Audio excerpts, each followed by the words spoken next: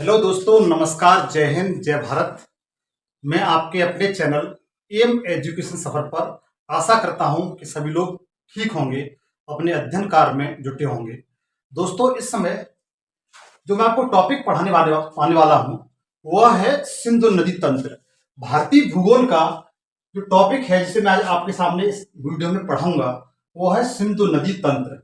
मित्र, सिंधु नदी तंत्र के बारे में आपको बताऊंगा मैं। देखिए मित्र, सिंधु नदी है वह हिमालय से, जब हिमालय का निर्माण नहीं हुआ था उससे पहले बहने वाली नदी है। इसलिए इस सिंधु नदी को हम पूर्ववर्ती नदी भी कह सकते हैं। कैसे कह सकते हैं? पूर्ववर्ती नदी कह सकते हैं, क्योंकि यदि आज जिस स्थान से इसका उदय हुआ है, जिस स्थान से निकलती है, जिस स्थान से यह निकलती है, यदि वर्तमान समय में यहां से कोई नदी निकले तो वो इधर न जाकर के इधर ही जाएगी। जबकि आपकी सिंधु नदी है वह नदी इस तरीके से प्रवेश करते हुए इधर पाकिस्तान की कराची के पास में अरब सागर में गिर जाती है। तो अर्थात जिस समय हमारा हिमालय पर्वत का निर्माण नहीं हुआ था उससे पहले सिंधु नदी इस तरीके से इस स्थान पर यह बहती थी।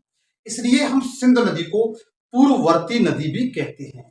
देखिए, सिंधु नदी का जो उद्गम होता है वह आपने देखा होगा कि भारत में यहां पर इस तरीके से काराकोरम पर्वत श्रृंखला है, लद्दाख पर्वत श्रृंखला है, लद्दाख का ही यहां पर एक पार्ट है इस तरीके से, जिसे कैलाश रेंज कहते हैं। क्या कहते हैं? कैलाश रेंज कहते हैं, कैलाश पर्वत श्रेणी कहते हैं। तो क्या कहते हैं? कैलाश पर्वत श्रेणी कहते हैं। इसके पास ही एक ग्लेशियर है। क्या है मित्र? ग्लेशियर है, मतलब हिमनद है। क्या है मित्र? हिमनद है।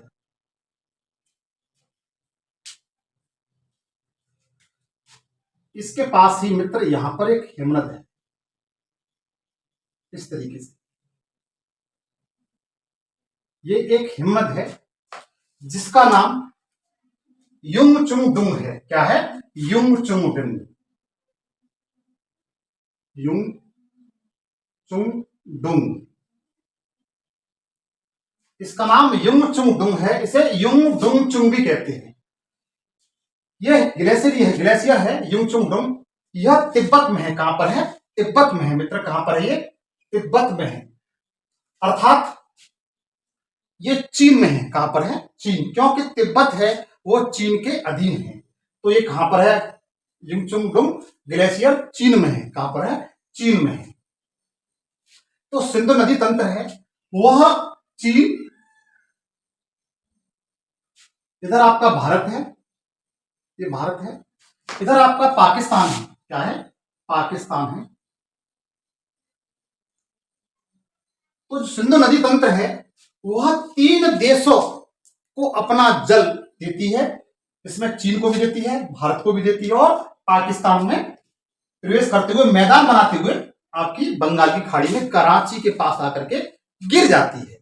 अर्थात आप कह सकते हैं कि सिंधु नदी का जो तंत्र है, सिंधु नदी तंत्र है, इसका जो जल है वो 3 देशों से होकर के गुजरता है, जिसमें चीन, भारत और पाकिस्तान है। चीन, भारत और पाकिस्तान है। तो मित्र देखिए,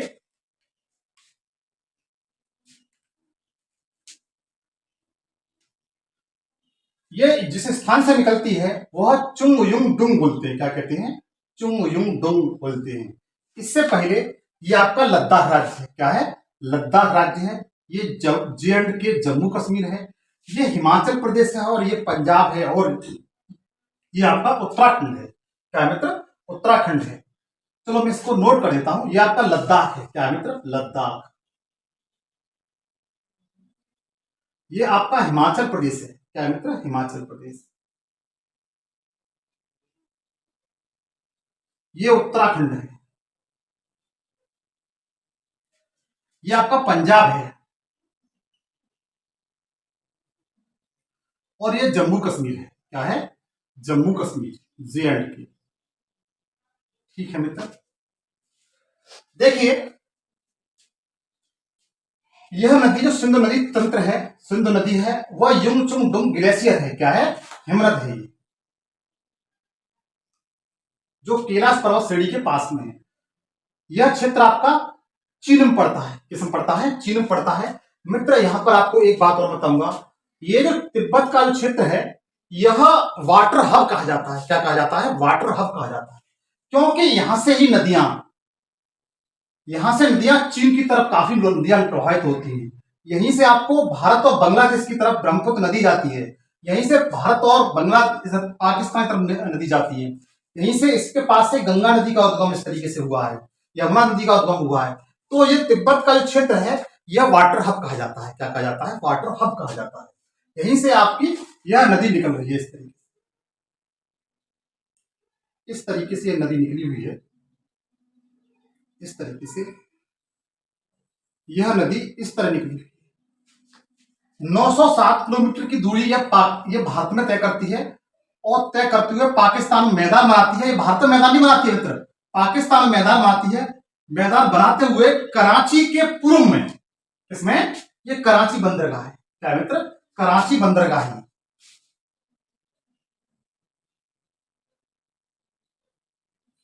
कराची बंदरगाह के पूर्व में, किधर साइड? पूर्व में। मित्र एक क्वेश्चन एक बार पूछा गया था रेलवे ग्रुप डी परीक्षा में पूछा गया था कि सिंधु नदी का उद्गम किस स्थान से है? तो उसमें मानसरोवर दिया था। मानसरोवर झील के पास में चिमनी है, गिरा सरोवर श्रेणी यहीं पर ही है। तो यहां से इसका उद्गम हुआ है, जो ग्रुप डी जैसी परीक्षा में पूछा गया था। लेकिन सिविल सर्विस परीक्षा में पूछा गया था कि सिंधु नदी आपकी कैलाश पर्वत श्रेणी से निकल करके भारत और पाकिस्तान की सीमा, मतलब भारत और पाकिस्तान में प्रभाव बहते हुए कराची बंदरगाह की किस दिशा में और आकर के अरब सागर में गिर जाती है। मतलब कराची जो बंदरगाह है उसके किस दिशा में यह नदी आकर के अरब सागर में गिर जाती है? तो इसके पूर्व में, इसमें पूर्व में, कराची बंदरगाह के पूर्व में यह नदी अरब सागर में आकर के गिर जाती है। तो आप इसे याद रखिए, अगर आप सिविल सर्विस की तैयारी कर रहे हैं तो ऐसे क्वेश्चन पूछे जाते हैं, बारीक से बारीक क्वेश्चन पूछे जाते हैं। तो अरब सागर में गिरने से पहले यह कराची बंदरगाह के पूर्व में बहते हुए आपके अरब सागर में गिर जाती है। कहां गिर जाती है? अरब सागर में। ये मित्र आपका क्या है? अरब सागर।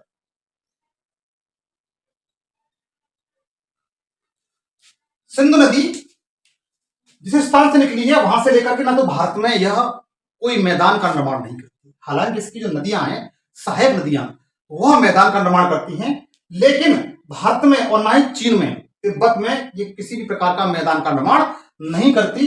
यह आगे बढ़कर के पाकिस्तान में मैदान का निर्माण करती है। इसके साथ यह नदी जिस जगह भारत में प्रवेश करती है उसे दमचौक कहते हैं। क्या कहते हैं मित्र? दमचौक।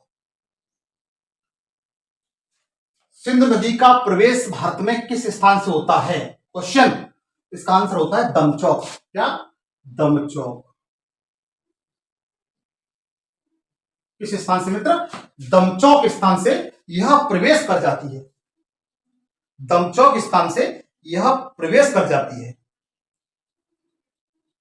और चिलाम नामक स्थान पर, ये चिलाम है, ये क्या है? चिलाम।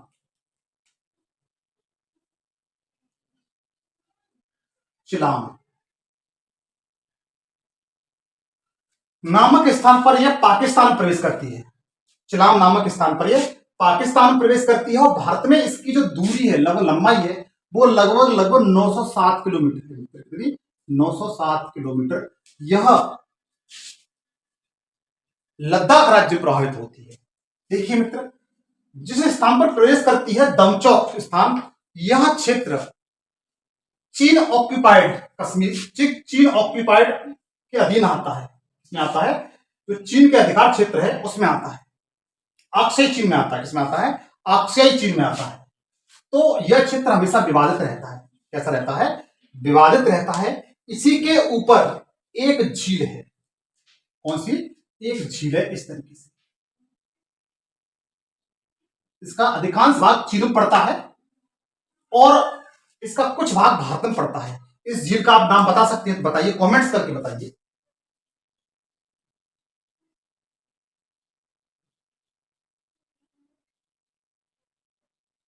कमेंट्स करके बताइए अगर आप जानते हैं तो। मैं आपके कमेंट्स का इंतजार करूंगा। तो यह झील भी आपकी अक्षय चीन में आती है। किसमें आती है? अक्षय चीन में आती है।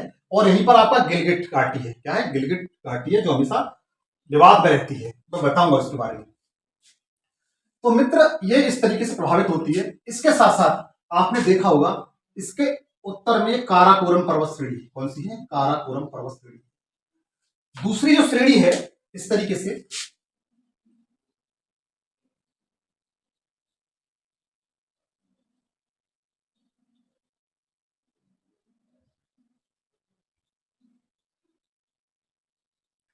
ये आपकी लद्दाख श्रेणी है। काराकोरम है और ये लद्दाख है। कौन सी है? लद्दाख। सिंधु नदी निम्न में से किस पर्वत श्रेणी को काटती है? तो आप बता सकते हैं लद्दाख पर्वत श्रेणी को काटती है। किसको काटती है? लद्दाख पर्वत श्रेणी को काटती है। क्वेश्चन पूछा जाता है कि सिंधु नदी किस पर्वत श्रेणी को काटती है? तो आप नक्शा, यदि आप नक्शा अच्छी तरीके से खेले हो, समझे हो, तो आप आराम से बता सकते हैं ये लद्दाख पर्वत श्रेणी को काटती है। इसका पॉइंट आप याद रखेंगे। इसके साउथ में ये जास्कर पर्वत श्रेणी है। कौन सी मित्र? जास्कर। ये जास्कर है। कौन सी है? जास्कर है। देखिए, सिंधु नदी लद्दाख और जास्कर के बीच में होकर के बहती है। अर्थात जो सिंधु नदी है वह लद्दाख, ये क्या है? लद्दाख श्रेणी और जास्कर श्रेणी के बीच में होकर के प्रभावित होती है, के मध्य होकर प्रभावित होती है। क्वेश्चन पूछा जा सकता है, इसलिए आप इसे बखूबी याद रखिएगा, ठीक से याद रखिए, मजबूत से याद रखिएगा कि जो सिंधु नदी है वह किन दो पर्वत श्रेणियों के बीच बहती है? तो आप बता सकते हैं लद्दाख और जास्कर के बीच। इसके लद्दाख और जास्कर के बीच होकर के यह बहती है। और ये वाला क्षेत्र है, ये पाक ऑक्यूपाइड कश्मीर कहा जाता है। यह हमारे क्षेत्र का लगभग, हमारे लद्दाख क्षेत्र, जम्मू कश्मीर का लगभग 30% क्षेत्र घिरे हुए हैं। फिर समझिए, ये जिसे हम पीओके कहते हैं, पाक ऑक्यूपाइड कश्मीर कहते हैं, यह हमारे जम्मू कश्मीर का और लद्दाख का, वर्तमान लद्दाख और जम्मू कश्मीर का लगभग 30% भाग घिरे हुए हैं। तो जिस स्थान पर यह निकलती है, चिलांग नामक स्थान पर निकलती है, वहां यह एक गाज बनाती है, एक गहरा गाज बनाती है। क्या बनाती है मित्र? गहरा गाज बनाती है। यह भारत का सबसे गहरा गाज है। यू ट्रस्ट मी, विश्वास करिए, इस गार्ज की गहराई है वह लगभग आधा किलोमीटर से अधिक है, लगभग 5200 मीटर है। कितनी है? 5200 मीटर। मैं बताता हूं, इसको थोड़ा समझाऊंगा। जैसे ये पर्वत श्रेणी है और इस तरीके से नदी बहती हुई कोई आ रही, यदि आप यहां पर खड़े हुए हैं तो ये जो नदी है, ये सिंध नदी मान के चलते हैं, तो यहां से आप देखेंगे तो लगभग 5200 मीटर ये गहरा गार्ज बनाती है। यह गार्ज भारत का सबसे गहरा गार्ज है। यह गार्ज भारत का सबसे गहरा गार्ज है। इस गार्ज का नाम बुर्जी गार्ज है। क्या है? बुर्जी गार्ज है। इसे क्या कहते हैं? बुर्जी गार्ज। बुर्जी गार्ज।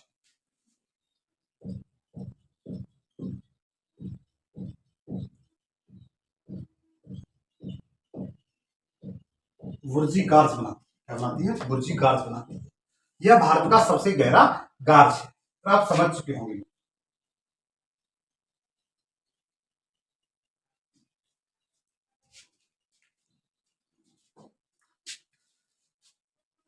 उसके बाद देखिए, यह नदी आगे बढ़ते हुए इस तरीके से आपके कराची के पास में अरब सागर में आकर के गिर जाती है। इस तरह देखेंगे कि जो यह नदी यहां पर लेह है। कौन सा शहर है? लेह। लेह सिंध नदी के दाएं तट पर है। किस पर है? दाएं तट पर है। आप याद रखेंगे, ये लेह शहर है। क्या है? लेह जिला है। लद्दाख का जो लेह राज्य जिला है वो इसके दाएं तट पर है। हम लोग दाएं और बाएं कैसे डिसाइड करते हैं वो बताता हूं। नदी का जल जिस ओर प्रवाहित होता है, जैसे इसका जल इधर साइड अरब सागर की ओर प्रवाहित हो रहा है, तो ये वाला जो भाग, इसका भाग है वो दाया कहलाएगा। क्या कहलाएगा? दाया कहलाएगा। और ये वाला जो भाग है वो बायां कहलाएगा। तो जो लेह है, क्या लेह शहर है, लेह यह दाएं तट पर है, सिंध नदी किस तट पर है, दाएं तट पर है। तो आप देखिएगा। उसके बाद कारगिल है, यह कारगिल में भी प्रभावित होती है। ये क्या है, कारगिल, ये तो बताऊंगा मैं आगे। ये क्या है मित्र, कारगिल है। तो इस तरीके से देखेंगे, कारगिल लेह इसके दाएं तट पर है और कारगिल इसके बाएं तट पर है। उसको आप मित्र देखेंगे आप, इसकी जो दाएं तट की नदी है उसके बारे में बताता हूं। ये काराकोरम पर्वत श्रेणी है, यहां पर सियाचिन ग्लेशियर है। क्या है, सियाचिन ग्लेशियर है। क्या है, सियाचिन ग्लेशियर। नोट कर लीजिए आप अपनी कॉपी में, सियाचिन ग्लेशियर, सियाचिन हिमनद है। यहीं से एक नदी निकली है जो इस तरीके से बहते हुए आपकी यहां पर लद्दाख को काटते हुए सिंध नदी विलीन हो जाती है। इस नदी को श्योक नदी कहते हैं। क्या कहते हैं, श्योक नदी कहते हैं। ये आपकी श्योक नदी है।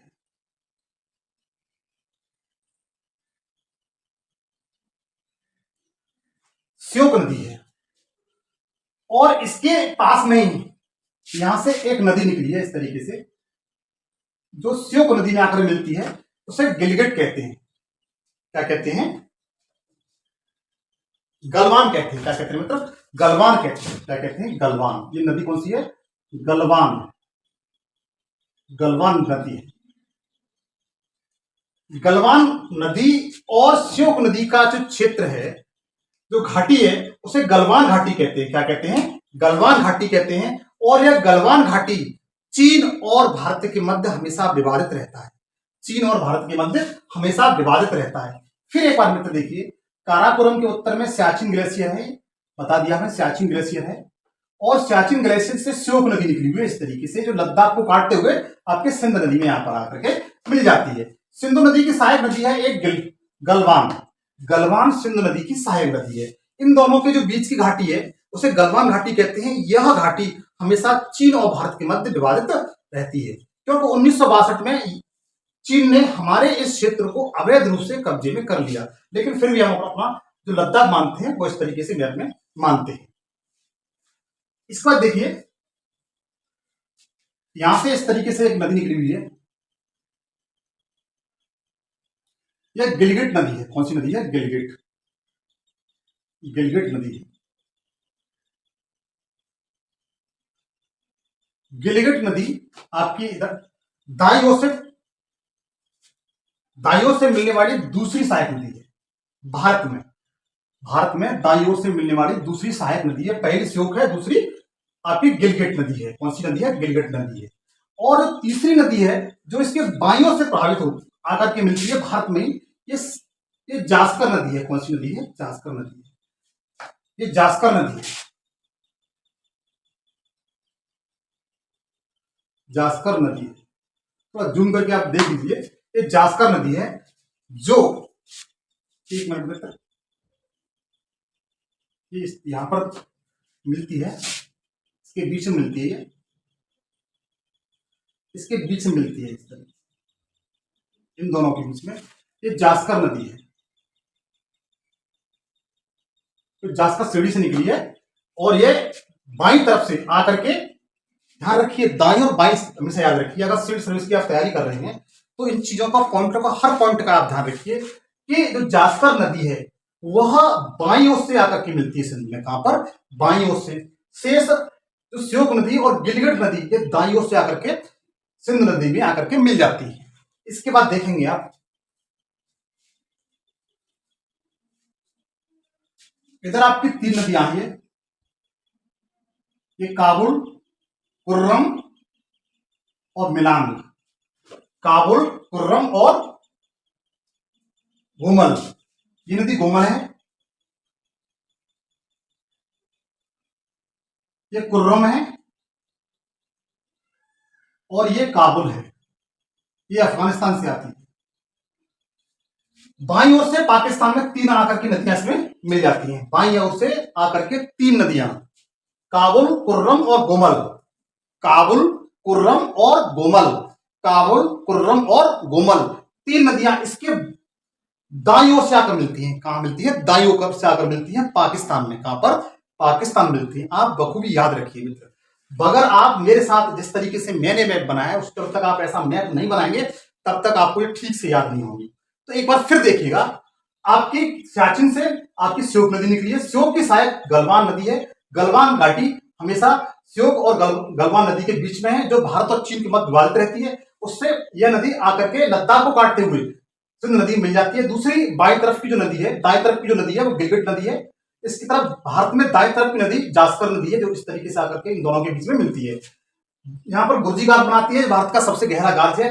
आगे चलती है, चिलांग से निकल जाती है आगे, और काबुल, कुर्रम, गोलम, ये तीन नदियां इसकी दाईं ओर से आकर के इसमें आकर के मिल जाती हैं। इसका मित्र देखिए, और इसकी सहायक नदियां कौन कौन सी हैं जो भारत में है। आप जब तक इसका स्क्रीनशॉट ले लीजिए, थोड़ा सा बताता हूं मैं।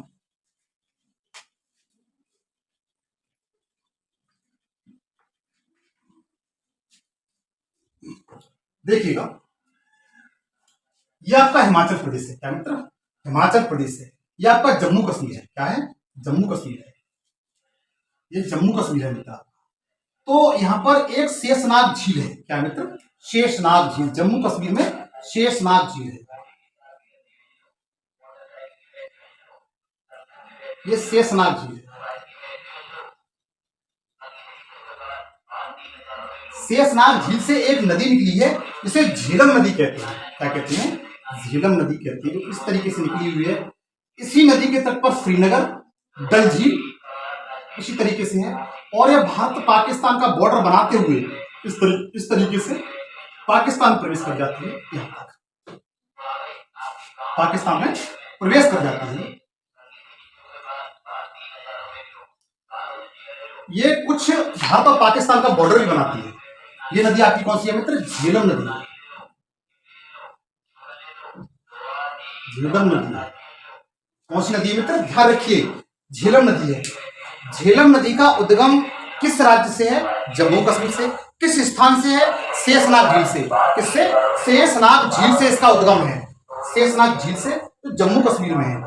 प्रसिद्ध जम्मू कश्मीर की राजधानी श्रीनगर, जिसे सम्राट अशोक ने बसाया था। ऐतिहासिक सम्राट अशोक ने इस श्रीनगर को बसाया था, जो वर्तमान में इसकी राजधानी है। इसी नदी के तट पर है।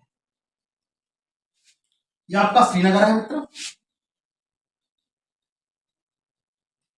और यहां पर ही आपकी डल झील है। क्या है मित्र? डल झील है। डल झील। इस शेषनाग नदी से आपकी झेलम नदी निकली है। झेलम नदी के तट पर ही आपका श्रीनगर और डल झील है। आगे बढ़ने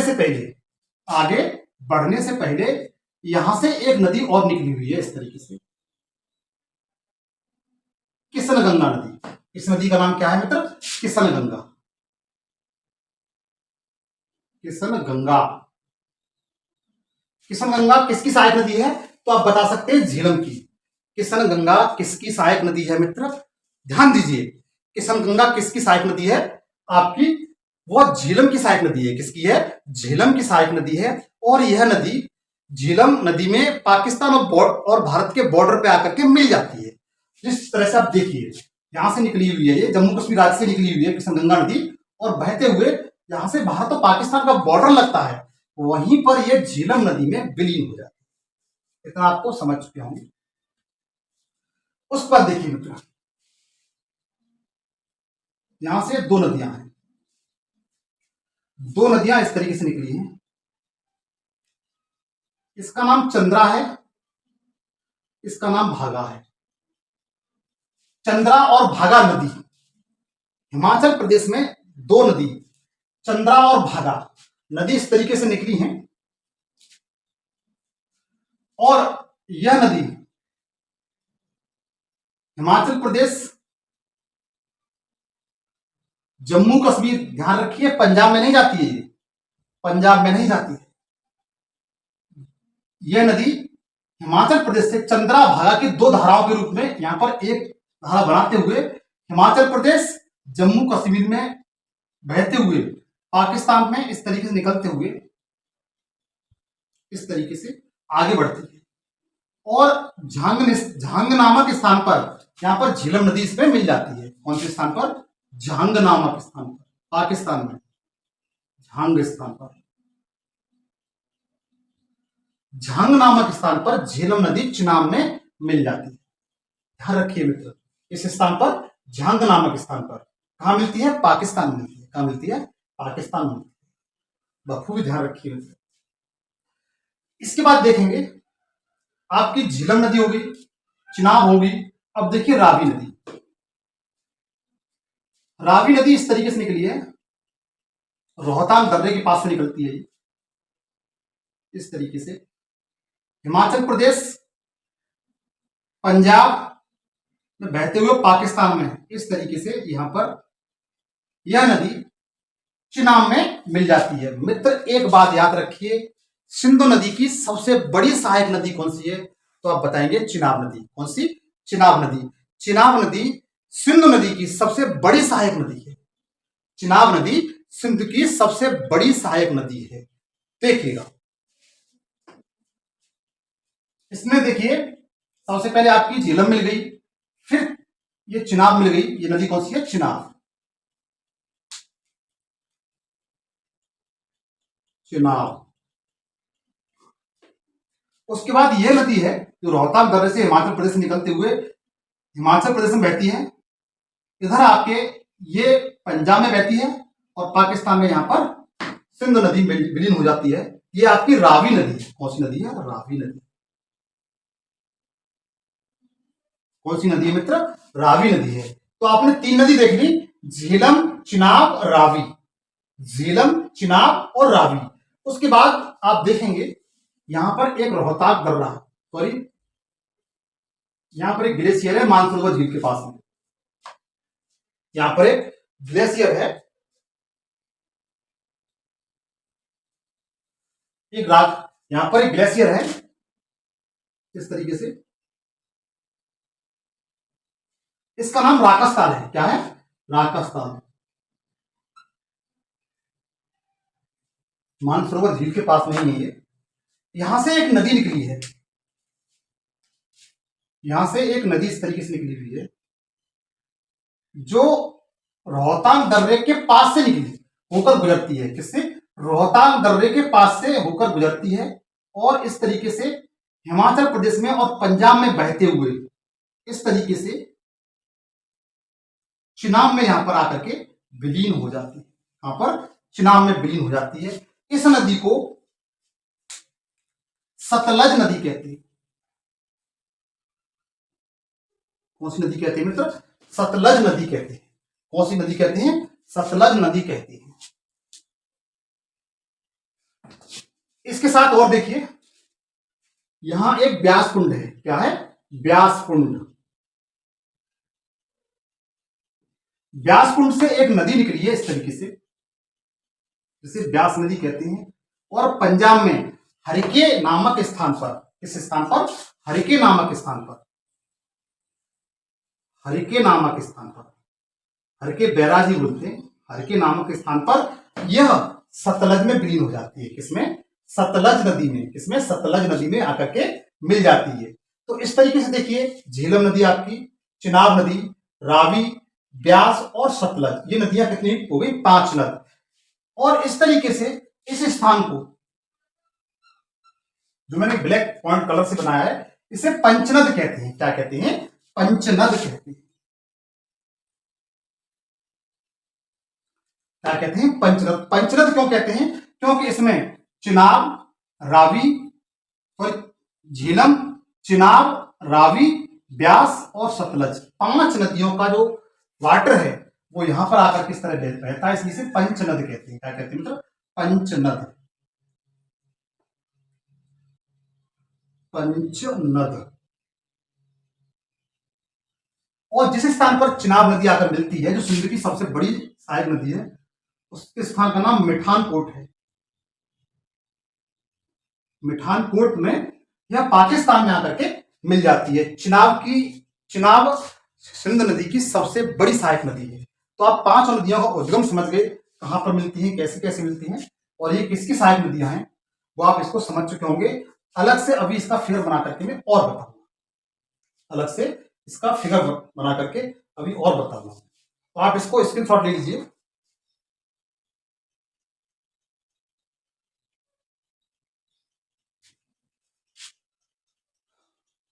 आप इसका स्क्रीनशॉट ले लीजिए। जब तक मित्र आप ठीक से मैप बनाना सीखेंगे, मैप पर मैपिंग करना नहीं सीखेंगे, नदियों को, पहाड़ियों को, झीलों को, नेशनल पार्क को, खनिजों को, तब तक आपका ज्योग्राफी से क्वेश्चन आपके हाथ से फिसलता ही जाएगा। देखिएगा, आपने स्क्रीनशॉट ले लिया होगा इसका।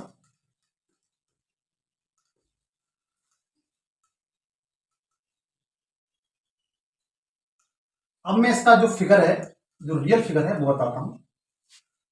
इसका जो रियल फिगर है वो आपको बताता हूं मैं।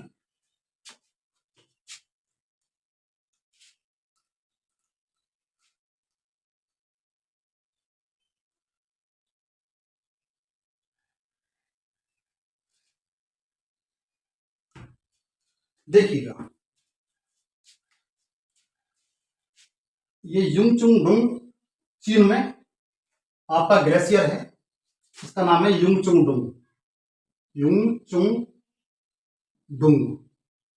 ये ग्लेशियर है। यहां से यह नदी इस तरीके से निकली हुई है, सिंध नदी। इस तरह से भारत पाकिस्तान बहते हुए कराची के पूर्व में आपकी ये अरब सागर में गिर जाती है। कहां गिर जाती है? अरब सागर में गिर जाती है। भारत में 907 किलोमीटर दूरी तय करती है और जिस स्थान पर ये एंट्री करती है उस स्थान को दमचौक कहते हैं।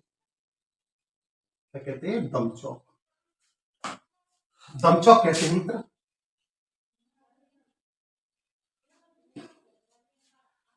इसकी दाई तरफ से आने वाली जो प्रथम नदी है इस तरीके से, ये श्योक नदी है। कौन सी नदी है? श्योक नदी।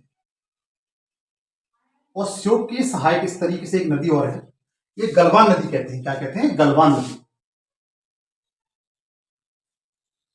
गलवान नदी है। इन दोनों के बीच की जो घाटी है उसे गलवान घाटी कहते हैं। भारत और चीन मध्य विवादित रहती है, बता चुका हूं आपको। और एक गिलगिट नदी इस तरीके से बहती है, गिलगिट नदी है।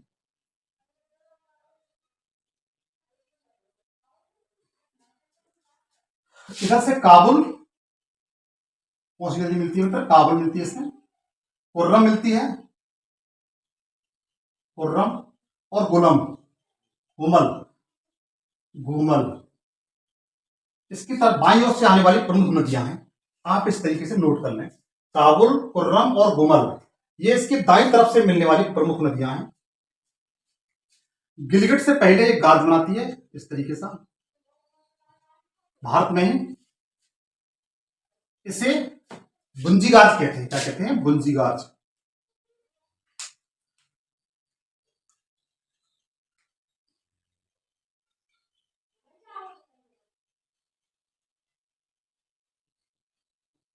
बुंजी गाज कहते हैं। ये भारत का सबसे गहरा गाज है, हालांकि पीओके क्षेत्र में आता है।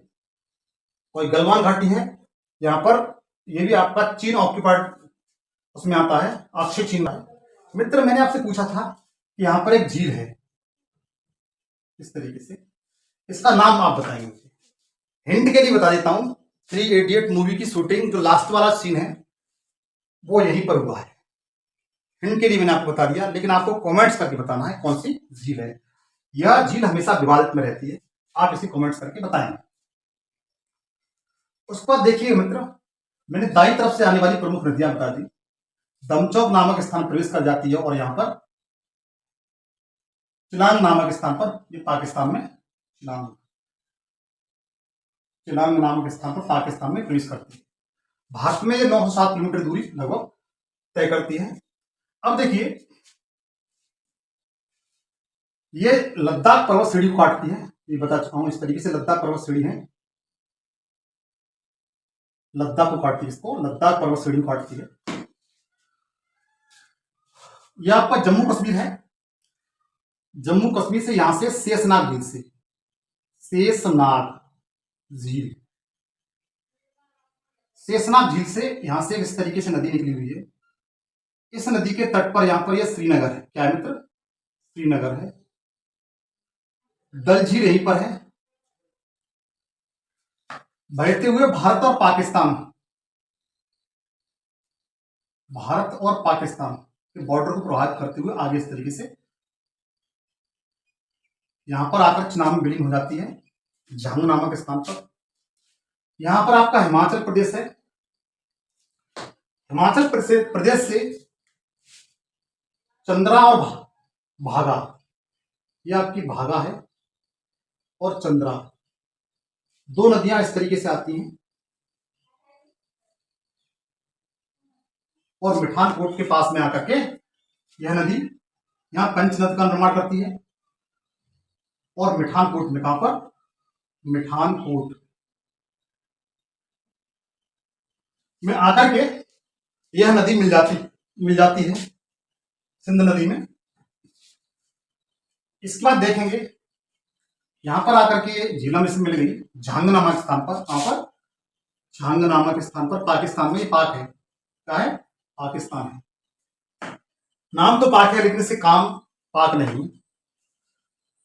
आगे देखिएगा, यहीं से हिमाचल प्रदेश से, ये मित्र क्या है, हिमाचल प्रदेश से, हिमाचल प्रदेश से ही इस तरीके से रावी नदी है। रावी नदी यहां पर आकर के मिल जाती है। कौन सी नदी, रावी नदी मिलती है।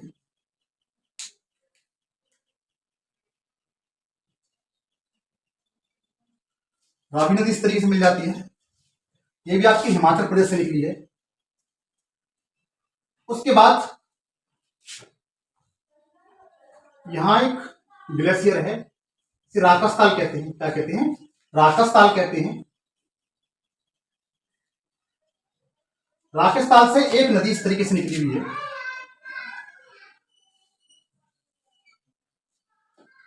बहते हुए हिमाचल प्रदेश में प्रवेश करती है रोहतांग दर्रे के ऊपर, मतलब बस नजदीक से प्रवेश करती है। यहाँ पर रोहतांग दर्रा है, उसके नजदीक से प्रवेश करती है।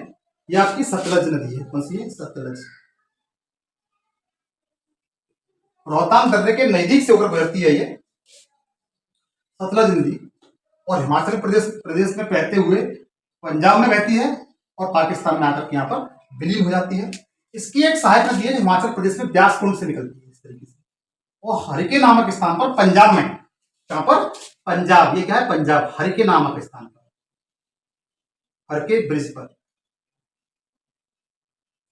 इस हरके नामक स्थान से ही इंदिरा गांधी नहर निकाली गई है, जो राजस्थान में अपना जल प्रवाहित करती है। ये नदी आपकी ब्यास कुंड से निकली है। इस नदी का नाम ब्यास नदी है। क्या नदी है, ब्यास नदी।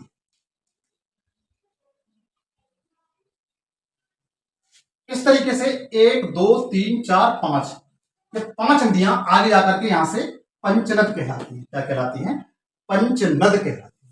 क्या कहलाती है मित्र, पंचनद कहलाती है। और मिठानकोट के पास आकर के ये पाकिस्तान में विलीन हो जाती है। मिठानकोट के पास आकर के इसमें विलीन हो जाती है। हरके बैराज आपका पाकिस्तान में है, ये आपका हिमाचल प्रदेश है। इस तरह से आप समझ चुके होंगे। मैंने आज आपको सिंधु नदी तंत्र बताया। नेक्स्ट वीडियो में इसका कुछ पार्ट बचा हुआ है, इसके संगम, जैसे चिनाब और रावी का संगम, सतलज और रावी का संगम, झेलम और चिनाब का संगम क्या कहलाता है, उसे मैं नेक्स्ट वीडियो में बताऊंगा। आज के लिए इतना ही काफी है। जय हिंद, जय भारत। लेकिन मित्र आपसे एक बात कहूंगा, मेरे चैनल को अधिक से अधिक शेयर करिए, सब्सक्राइब करिए, लाइक करिए, कमेंट्स करिए। मैं आपके लिए इतनी अटूट मेहनत कर रहा हूँ अपनी गर्मी में, तो आप लोगों से मेरी आपसे हाथ जोड़कर गुजारिश है कि आप मेरे चैनल को अधिक से अधिक शेयर, सब्सक्राइब, लाइक, कमेंट्स करिए। थैंक यू, धन्यवाद।